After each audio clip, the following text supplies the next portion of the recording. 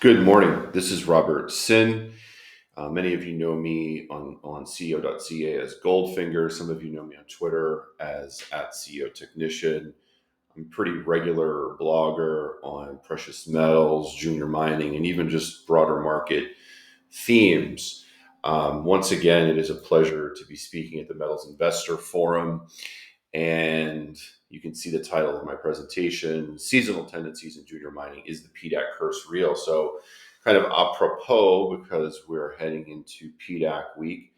But this presentation is also about three primary seasonal tendencies in junior mining, not just PDAC. And I finish off with a few stock ideas that I think are worth taking a look at. So let's get right into it. Obviously, your forward-looking statements. I will be making forward-looking statements. Please do your own due diligence. It's your money and responsibility. This is not investment advice, just considered to be for entertainment and educational purposes. And the stocks I talk about at the end, you can assume I own all of them and I may sell them at some point in the future. So, seasonal patterns in junior mining. There are quite a few seasonal patterns. And when you start to really understand how the sector works, you will understand these patterns even better and more intimately, and maybe even be able to time a few of them. So, the three that really stand out, and I've been investing in the sector for 20 years, so I've seen this play out many, many times, and these patterns are definitely pronounced, and they definitely work more often than they don't. So the first one is tax loss selling season. So end of year tax loss selling usually starts maybe at the end of October, early November, and it can last all the way up to Christmas. So the end of year tax loss selling, you never know exactly which day it's going to finish on, but usually the day before Christmas or the day after Christmas are pretty good bets for when finally the sellers are exhausted and there's really no tax loss selling left. And then you can often get a lift in the final days of a year, final days of a calendar year, and that will last well into January and sometimes all the way through the end of January. So you get this capitulation low and then a 5 to 6 week rally. Another one is the summer seasonal tailwinds for far northern explorers. So companies that might be exploring the Golden Triangle, the Yukon, the Northwest Territories, usually they put in a bottom around April or May each year, and then they proceed to rally for the next 4 to 5 months. And then finally, the PDAC Curse. So there's a very strong tendency for stocks to decline after the beginning of PDAC. So, PDAC starts, let's say, on a Monday. I know it's Sunday night, but Monday, the first Monday in March, and you can pretty much gauge it for the next month, back test that, and the results are quite striking. The tendency is for junior mining and gold stocks to fall over that following month after the beginning of PDAC. It's not 100%, nothing is 100%, but more often than not, there definitely are headwinds after PDAC. So let's begin with the first seasonal pattern, end of year tax loss capitulation. Remember that very often investors are doing tax planning in Q4 of each year. So their accountants are starting to get their tax documents ready, and they're starting to look at what their taxable liabilities are and then how they can reduce that taxable liability. The simplest way to do that is to sell holding stock positions that you have a loss in, and maybe you just don't think anything's going to turn around in these stocks in the near future. You can buy it back after 31 days and not be a wash trade. So tax loss harvesting can often exacerbate selling pressure, especially during down years. So 2022 was a great example. Everybody said, "Oh, tax loss selling is done in October." No, I mean, It got worse in November. And actually, really, the sector didn't lift until the day after Boxing Day. So really, we're talking about the final week of the year. That's how bad the tax loss selling was, and how bad of a year 2022 was overall for the sector. We saw another example like this in 2018. So the TSX Venture, not a perfect way to gauge the junior mining sector by any means, but it's generally the best we have, was down about 30% year to date, heading into the final 2 weeks of 2018.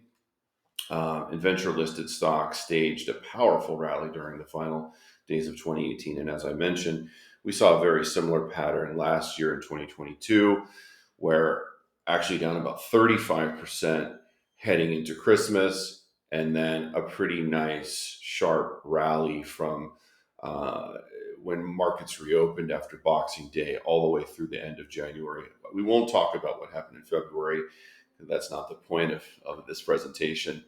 But the track record for buying the day before Christmas and holding through the end of the following January has produced an average return of 5.5% using the TSXV um, since 2012. So 10 out of the last 12 instances were positive for an average return of over 5%. That's a pretty strong tendency. And here you can see this is 2018.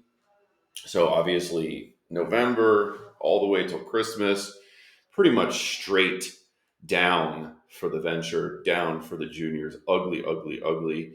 But once we got to Christmas, look at that rally. That's a very, very nice rebound.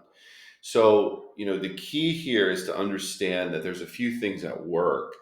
One is by Christmas, usually anybody who was planning to tax loss sell has tax loss sold. So just the supply and the selling pressure has lifted off the sector. And number two, you get a little holiday optimism. And then the change into a new year definitely usually brings some new buying. The whole, this year's going to be different. Companies might start to put out news in early January. There's something to look forward to. Whereas in the final weeks of a bad year like 2018 and 2022, most people were just waiting to turn the page to January, right? So there was no urgency to buy during this, downtrend, this very clear downtrend. And then this is 2022 to 2023. Not as pronounced as 2018, but still pretty significant. And you can see that, from September, you had a market that was making lower highs, right? So here's a lower high, here's a lower high, here's a lower high. And finally that snapped, but it took until January of the new year for that to happen. And the simple way to explain this is that this is just too much selling pressure is just ready to sell into these little bounces. There's too much, supply of shares still available. So you get lower highs, you get lower lows before you eventually get the capitulation washout over here. So we'll call it the Santa rally. We have tax loss silly season that then leads to the Santa rally. Usually the day before Christmas is a good assumption as where the Santa rally starts, all the way through the last day of January. And when I say this, I'm only referring to the junior mining sector. I'm not talking about the S&P 500, the broader market, but you can see the results for the Santa rally are pretty strong. 2021 into 2022 was the worst example of this, but obviously we know that January 2022, everything was peaking and rolling over across all markets, across all sectors, right? So this seasonal tendency is not going to trump a big macro inflection point like January 2022, right? And then 2015, 2016 over here, well, January 2016 was just an awful month. And it would also prove to be a capitulation low and a major buying opportunity. So This time frame was also a very uh, a period of time when there were a lot of macro cross currents. So all these other examples obviously worked very well. So the seasonal pattern is strong, but nothing works all the time. And the big macro turning points are obviously going to trump any seasonal tendency. And then the summer tailwinds for explorers. This one's a little bit harder to quantify, but it makes sense. And I've seen it play out time and time again, year after year. But basically, most companies finish financing by April or early May. And so they're fully funded, so that financing pressure is off of them at that point. And investors start to look forward to summer programs. So most companies are going to go out to drill, they're going to do field work, and there'll be anticipation of news flow and the potential for new discoveries, right? And so this lull in news during February, March, and April often creates a buying opportunity. Obviously, in combination with the fact that very often investors are looking for a financing, they're waiting for a financing to come, and then looking to buy after that financing is out of the way. So this helps to create that seasonal tendency. But obviously, the biggest part of it is just simply uh, there's big exploration programs being carried out from June through October each year in the Yukon, in the Golden Triangle, in the Northwest Territories, right? So that's sort of a no-brainer seasonality period of strong seasonality. But then we have to look at the flip side because the tailwinds can turn into headwinds after Labor Day. If companies haven't announced great news by early September, very often investors are going to begin selling and not wanting to wait around for results to come in over the next 3 or 4 months. They assume if there's something great to announce in the market, it would be out already. Here's an example, Banyan Gold, of this seasonal trade. So 2019, Banyan was way under the radar still, not many people paying attention to it. And you can see in late May, it put in a bottom at 3.5 cents and then proceeded to move up to 6 cents by September. So some people say, well, that's only 2 cents, but no, 3.5 cents to 6 cents is more than 60% gain. So that's a very significant move still. And absolutely, you could have bought a couple 100,000 shares, maybe even more at 3.5 cents, and then made that trade. And you can see that actually by the end of 2019, we're all the way up to 8 cents. So more than a double off that seasonal May low. And then obviously 2020 was an exceptional year, not one to sort of a one of a kind year, but double bottom in March again at 3.5 cents. And look at the roaring rip rally it had for the next 5 months all the way to August. So that was a more than 10x move in 5 months. Again, past performance is not indicative of future results. 2020 was an exceptional year, but the seasonal tendency speaks for itself on this chart. And then I'll note September started to correct. We started to get a pretty big correction there from Banyan, from 39 cents to 27 cents there at the end of 2020. So the seasonal patterns can go both ways. Skeena Resources, there's your March low, your seasonal low, rally, and then a higher low in May, and then a higher high put in August, and then it began to roll over after Labor Day. So sometimes these seasonal patterns work really well. I mean, like clockwork sometimes. Of course, nothing is 100%, and specific company news will often trump these seasonal patterns if it is really big news, either good or bad. But one should not ignore the seasonality of Golden Triangle and Yukon companies. Benchmark, another Golden Triangle Explorer. Here's your April seasonal low with very sharp rallies higher off that low. And you can see it continued to make higher lows and higher highs throughout 2019. So the seasonal low in late April was at about 17 cents a share. By the end of 2020 or of 2019, it was almost 50 cents a share. So very, very powerful seasonal trade was available there in benchmark. The PDAC curse. So the purpose of the presentation, really, sort of the hook, is it real? Is the PDAC curse real? The answer is yes, it is real. I'm sorry to bring the bad news, but looking back, using 12 years to keep it concise and to the point, but you can back test this out 20, 30 years, and the seasonal tendency of PDAC week to mark the beginning of some weakness in the junior mining sector is very strong. So just since 2011, we have an average of a 2% loss during PDAC week for the TSXV, and then 0.6% for the GDXJ. So not huge, but pretty clear red trend during PDAC week. Now, if we expand that out to a 1 month time frame starting the Friday market close before PDAC, we get a roughly 5.5% average decline for both the TXXV and the GDXJ. So again, even more pronounced. So March is generally not a great month for precious metals and mining stocks. So that helps to explain part of the so-called PDAC curse. But also, companies are often putting out expectations of news during PDAC week. So investors are holding, buying in anticipation of news during PDAC week. And then there's this very strong tendency for there to be selling on the news.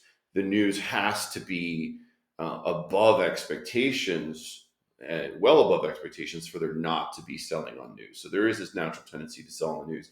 And then obviously part of the whole PDAC experience is fundraising. Companies are looking to do financings to fund their summer exploration programs. And that's actually honestly part of the timing of PDAC being in early March, so they can raise the funds and get ready for their exploration program starting in May and June. So put it all together, the PDAC curse is real. The PDAC curse has actually been really real 2020, 2021, and 2022.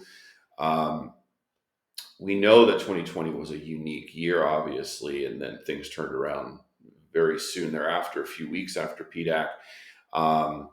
But I wonder, given how bad the month of February was last month, if lowered expectations and really oversold charts could help to reverse the PDAC curse in 2023. It could be different this time, folks. Who knows?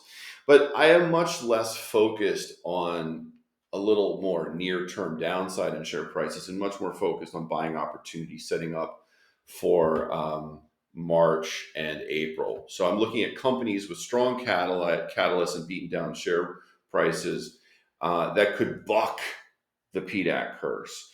So hopefully company-specific news flow and valuation will trump any sector headwinds. So I've chosen 3: Aztec, AZT on the TSXV, Outcrop, OCG on the TSXV, and VGCX, which is Victoria Gold on the TSX. So 2 explorers, 1 producer. I'm just going to keep it short and sweet.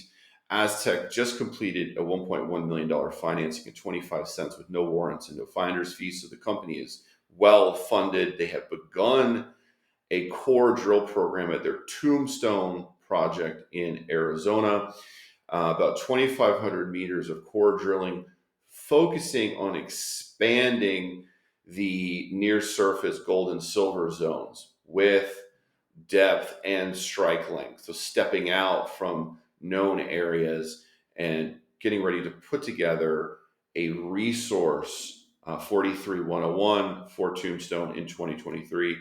CEO Simon Diakowski is targeting 1 million gold equivalent ounces in resource this year. And then you have these deeper CRD targets that offer some tantalizing pie in the sky, but they won't be drilled during this program because that's not the objective of this program. Outcrop Silver Gold, a company that I had the opportunity to visit in Colombia a few weeks ago. Big catalyst coming here. Maiden resource for the Santa Ana Silver Primary Project is coming. expecting about 50 million silver equivalent ounces at an average grade of about 750 grams per ton silver equivalent. This is an impressive project. I mean, if this was in Arizona, this sort of vein field, high grade